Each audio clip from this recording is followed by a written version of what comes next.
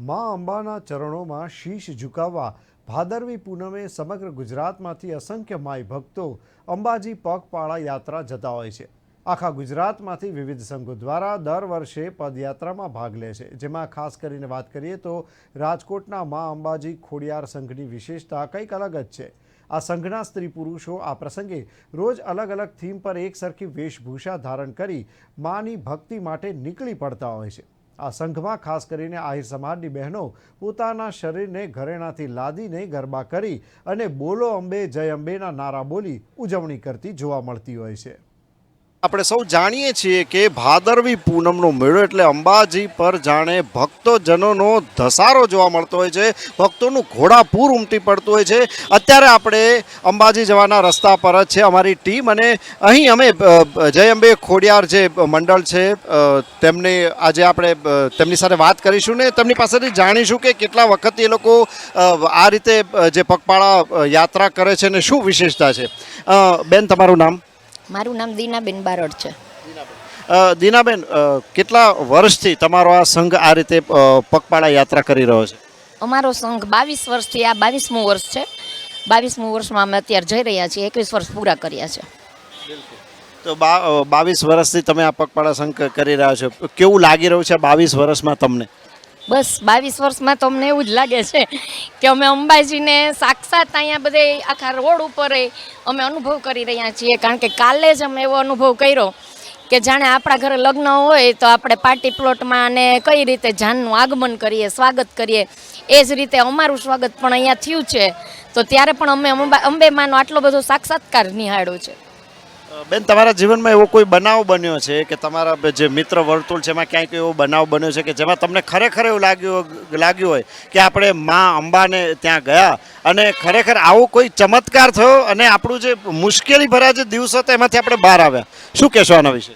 હા, હમણાં જ થોડા વર્ષો પહેલાં અમારે એવું થયું છે કે આ ભાઈ છે કૌશિકભાઈ, એમના જ ફાધર અહીંયા આગળ જ દાતા પાસે નજીક નવાવાસમાં ત્યાં ઓફ થઈ ગયા હતા, છતાંય તેમના ઘરના હવે બધાએ એટલી હિંમત એકઠી કરી કે નહીં, માના પાડે આપણે જઈએ છીએ તો ભલે અહીંયા આ સબને અમે અહીંયા રાખશું। અમારા માડીના કહેવાથી પણ તેઓએ એવું કીધું કે ના માડી, અમારે જવું નથી, આપણે હારે લઈને જઈએ।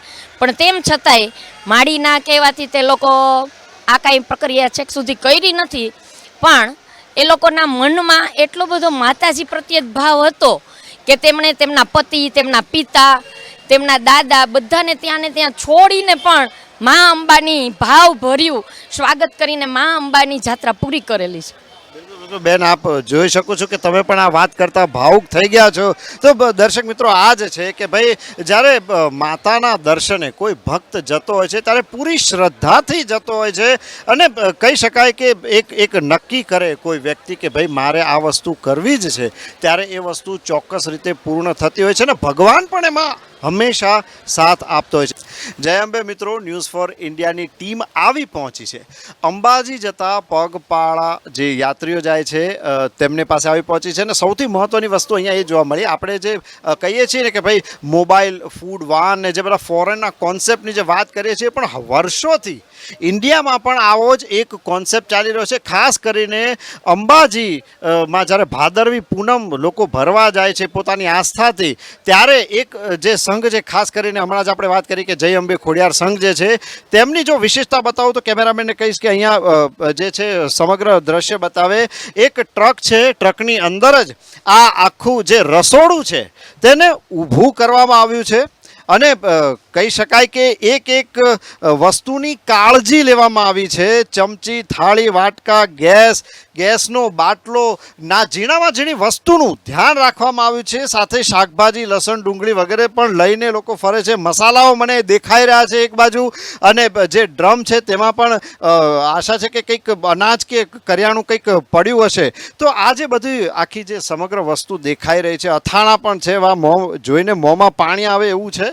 તો આ આખું જે એક સંઘ છે તેણે પોતાની એક સુંદર વ્યવસ્થા ઊભી કરી છે, ને કહેવાય છે કે વર્ષોથી આ સંઘ જે છે તે આ રીતે જ આ એક જે કહી શકાય કે વ્યવસ્થા લઈને ચાલતું હોય છે, અને એ લોકોની જે શ્રદ્ધા ને આસ્થા છે તેનું આ પ્રતીક આપણને જોવા મળતું હોય છે કે ભાઈ આ ટ્રકમાં પણ પોતાની સાથે જે છે તે ખાવા પીવાનો સામાન આખું રસોડું કિચન લઈને લોકો જે છે તે આવી રહ્યા છે. કેમેરા પર્સન હરીશ પારકર સાથે Kumar Barot, news for India, Ahmedabad.